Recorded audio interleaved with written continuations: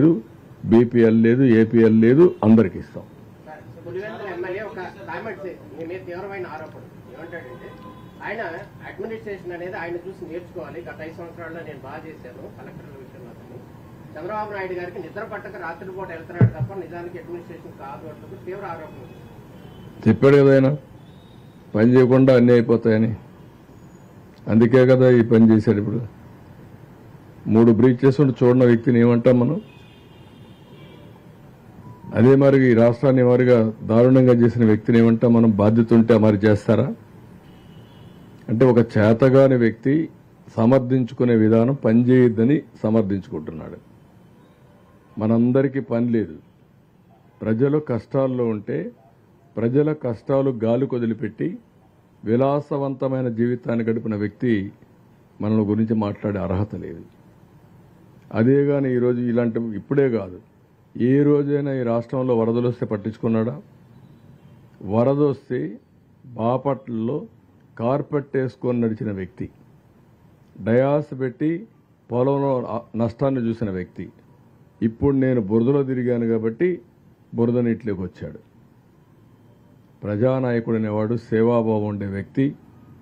ముందు మనం ఆచరించి ఇంకొకరిని ఆచరించమనాలి. నేను ఆ బురద నీళ్ళలో పోకపోతే మా అధికారులు ఎందుకు పోవాలి?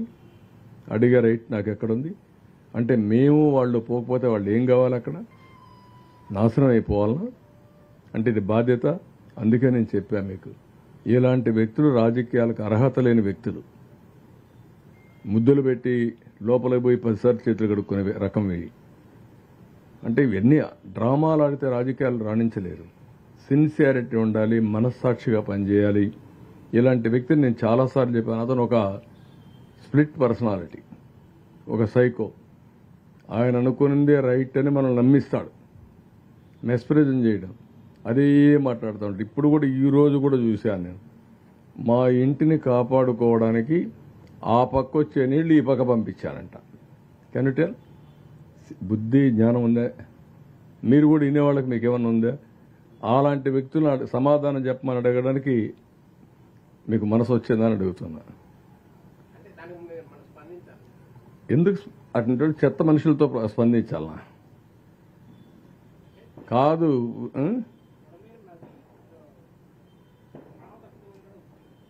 కాదు. బుడమేరు నది అది ఒక వాగు, అది ఒక డ్రైను. డ్రైన్కు నదికి డిఫరెంట్ జరిగిన వాటిని ఏమంటాం? ఇంకా అలాంటి వ్యక్తిని మేము మాట్లాడుతున్నాం. ఇప్పుడు దానికి గేట్లు ఎత్తేసామంట, దానికి నీళ్లు ఈ పక్క నుంచి ఆ పక్క పంపించామంట. మా ఇల్లు అవతల సైడ్ ఉంటుంది, బుడమేరు యువతల సైడ్ ఉంటుంది. అంటే నీళ్లు కూడా ఒకవేళ ఒక అబద్ధం చెప్పినా ఆ అబద్ధం కూడా కనీసం నాలెడ్జ్ లేకపోతే ఏమనుకుంటారో. నేను ఒక బాధ్యత కలిగిన వ్యక్తిని, నేను ఒక మాజీ ముఖ్యమంత్రిని, మొన్నటి వరకు ఇప్పుడు ముఖ్యమంత్రిని. నేను మాట్లాడితే మీరేమనుకుంటారండి? కృష్ణా నదికి బుడమేరుకు వ్యత్యాసం తెలియకపోతే 2 నదులు చేసేస్తే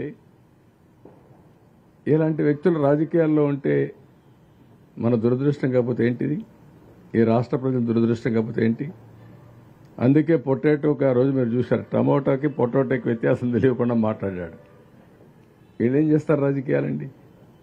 స్పష్టత లేదు, సబ్జెక్ట్ లేదు, నేర్చుకోవాలని ఆలోచన లేదు.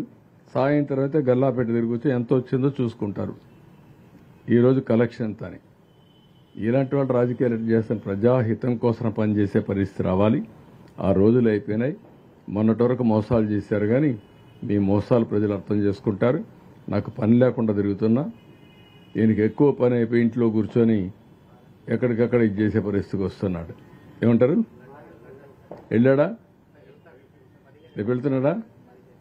పోస్ట్ పోన్ చేయలేదా? కాబట్టి ఆయనకి పని ఎక్కువ ఉంది కాబట్టి లండన్ పోతున్నాడు.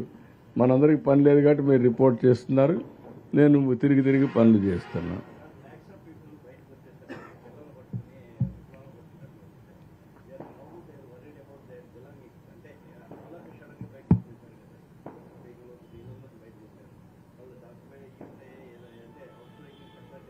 అంటే చాలా వరకు ఇంట్లో ఉండేటి అయితే కొన్ని లాక్ చేసుకొని వచ్చారు.